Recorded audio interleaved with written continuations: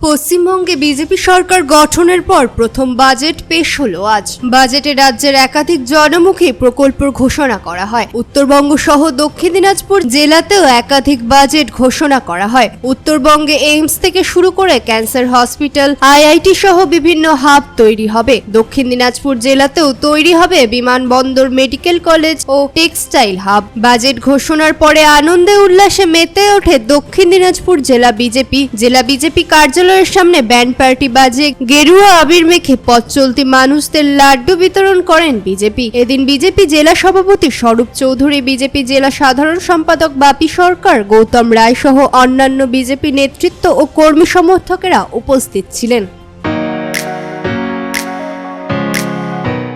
রায়গঞ্জের নিশীথ সরণিতেই মিলছে ফ্যাশনের সেরা কালেকশন। রায়গঞ্জবাসীর জন্য একদম পকেট ফ্রেন্ডলি দামে এখন ট্রেন্ডি পোশাক থেকে শুরু করে এথনিক কালেকশন সব একসাথে। হ্যাঁ, আমরা বলছি আজকালের কথা। এখানে মিলছে এক ছাদের নিচে পরিবারের সবার জন্য পোশাক, মহিলা, পুরুষ আর শিশুদের জন্য অসাধারণ কালেকশন। মহিলাদের জন্য মন কাড়া শাড়ি, ব্লাউজ আর এথনিক কালেকশন। পুরুষদের জন্য ফর্মাল ও ক্যাজুয়াল ট্রেন্ডি পোশাক। শিশুদের জন্য রঙিন, আরামদায়ক ও ফ্যাশনেবল পোশাক, যা ছোটদের মুখে হাসি ফোটাবে। শুধু বৈচিত্র্যময় কালেকশন নয়, এখানে দামের সঙ্গেও পাওয়া যায় নিশ্চয়তা। সাশ্রয়ী দামে গুণমানে সেরা পোশাক পাওয়ার জন্যই আজকাল রায়গঞ্জের মানুষের আস্থার জায়গা দখল করেছে। ঠিকানা নিশীথ সরণি রোড, মোহনবাতি সংলগ্ন, রায়গঞ্জ, উত্তর দিনাজপুর। তাই আর দেরি কেন? আপনার এবং আপনার পরিবারের ফ্যাশনের সেরা গন্তব্যে একবার ঘুরে আসুন। আজকাল আপনার ফ্যাশন, আপনার ঠিকানা।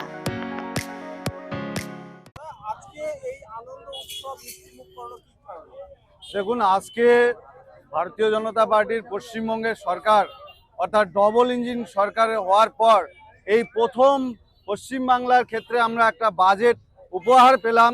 এই বাজেটে সর্বস্তরের মানুষের যে উন্নয়নের কথা ভাবা হয়েছে, প্রত্যেকটা শ্রেণীর জন্য এখানে ভাবনা তৈরি হয়েছে, যা বিগত কোনো বাজেটে আমরা দেখতে পারিনি। এবং সেই বাজেট পুরো উন্নয়নমুখী বাজেট। আমরা দেখেছি যে কৃষকদের জন্য যেমন একাধিক যোজনা এর মধ্যে যেমন আর বরাদ্দ আছে, তেমনি যারা শ্রমিক তাদের জন্য যেমন ভাবনা হয়েছে।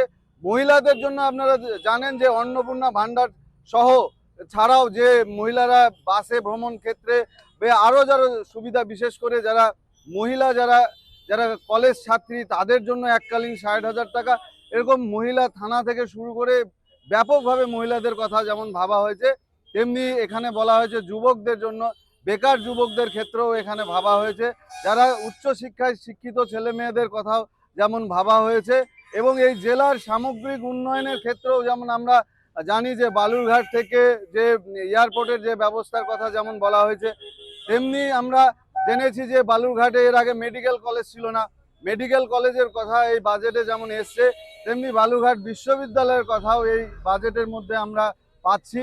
এরকম যে এখানে যে বন্যার সমস্যা, নদী ভাঙনের যে সমস্যা, সেখানে আত্রাই খাড়ি থেকে শুরু করে খাড়ি সংস্কারের যেমন কথা বলা হয়েছে, তেমনি আমরা গঙ্গারামপুরে যে তাঁত শিল্পীর কথা জানি, সেখানে কুসুমুন্ডির যে পাট শিল্প বা এই গোটা জেলার টেক্সটাইল শিল্পের কথা যেখানে বলা হয়েছে, যেখানে টেক্সটাইল হাব হবে তাঁত এবং পাট জাতীয় দ্রব্যকে কেন্দ্র করে।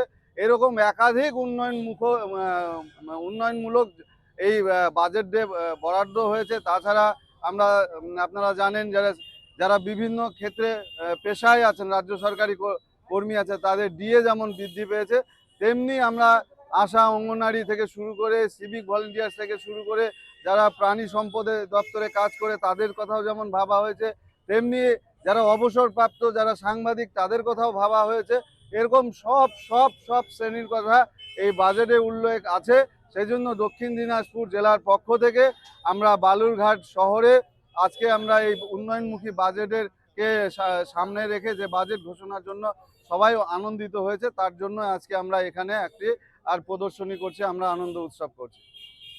বালুরঘাট থেকে মান্টি সিং এর রিপোর্ট, কুলিক নিউজ।